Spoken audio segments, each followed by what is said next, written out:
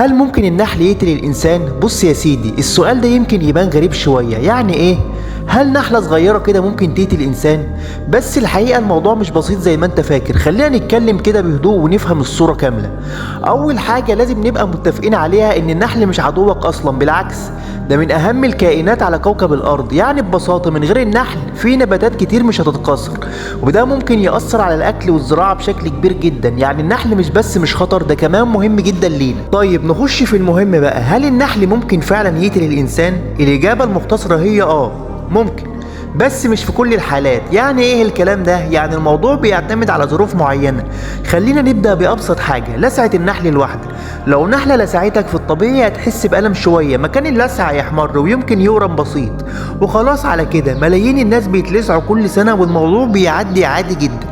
بس هنا بقى في استثناء مهم جدا، وهو الحساسية. في ناس عندها حاجة اسمها حساسية مفرطة من سم النحل، والناس دي وضعها مختلف خالص. يعني ممكن نحلة واحدة بس تعمل رد فعل خطير جدا في جسمهم. زي ايه؟ ضيق شديد في التنفس، تورم في الحلق، سرعة في ضربات القلب، هبوط مفاجئ. وفي الحالة دي لو الشخص ملحقش نفسه بسرعة ممكن الموضوع يوصل للوفاة، وده اللي بنسميه صدمة تحسسية. يعني هنا النحلة الواحدة ممكن تبقى قاتلة، بس مش لأي حد، لناس معينة عندها حساسية. طيب نسيب الحساسية شوية ونتكلم عن الحالة التانية واللي هي أخطر بكتير، الهجوم الجماعي. تخيل كده إنك قربت من خلية نحل بالغلط أو دوست عليها أو ضايقتهم بأي شكل. ساعتها النحل مش بيهجم واحد بس، ده بيطلع سرب كامل، ممكن مئات أو حتى آلاف النحل، وكل واحد فيهم هتحاول تلسعه.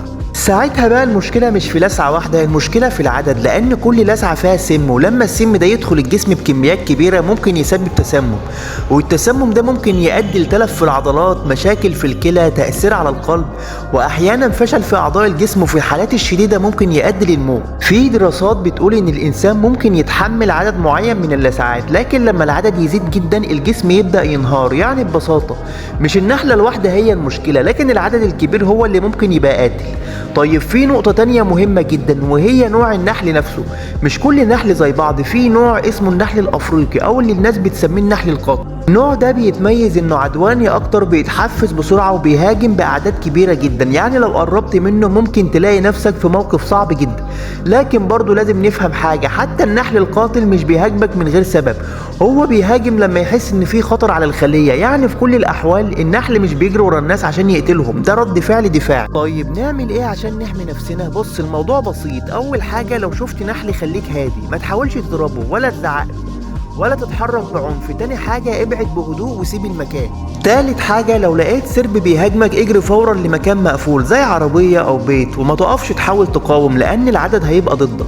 كمان حاول تغطي وشك لان النحل بيستهدف المناطق الحساسة، وفي حالة اللسع حاول تشيل الشوكة بسرعة عشان تقلل كمية السم. وفي الاخر لو حسيت باي اعراض غريبة زي ضيق تنفس او دوخة لازم تروح لدكتور فورا. نيجي بقى للخلاصة، هل النحل ممكن فعلا يقتل الانسان؟ ممكن، لكن في حالات معينة بس، زي الحساسية الشديدة أو الهجوم الجماعي بعدد كبير. لكن في الطبيعة النحل مش خطر، ومش بيهاجم إلا لو اتعرض لاستفزاز. يعني بدل ما نخاف منه لازم نفهمه ونتعامل معاه صح.